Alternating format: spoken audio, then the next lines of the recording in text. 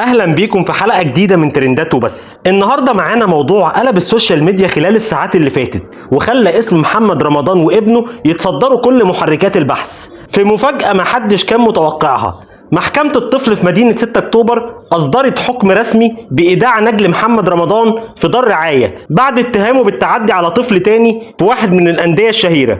المفاجأة الأكبر إن الحكم ده جه من غير تحديد مدة الإيداع، وكمان محمد رمضان وابنه ما حضروش الجلسة خالص. المحامي بتاع الطفل اللي اتعرض للتعدي طالب بتعويض مؤقت قيمته 1,000,000 جنيه بسبب الأذى النفسي اللي حصل لابنه، وقال إن الطفل دخل في حالة رعب بسبب اللي حصل. ومن الناحية التانية محامي نجل محمد رمضان الأستاذ أحمد الجندي طلع وقال إن الموضوع كله بسبب تنمر على لون بشرة الطفل، وإن حالته النفسية كانت سيئة جدا وما كانش ينفع يحضر الجلسة. وفعلا الدفاع قدم تقارير طبية بتوضح ان الطفل عنده أزمة نفسية ووعكة صحية وطلبوا بتأجيل الجلسة، لكن المحكمة رفضت الطلب واعتبرت ان مفيش حضور وطلعت القرار على طول. الجندي أكد ان الدفاع هيطعن على الحكم ده وهيتخذ كل الإجراءات القانونية علشان يحافظوا على مصلحة الطفل النفسية والصحية. واللي زود الجدل أكتر ان النيابة كانت بعتت استدعائين رسميين لمحمد رمضان علشان يسمعوا أقواله في القضية، لكنه ما استجابش ولا حضر في المرتين. وفي النهاية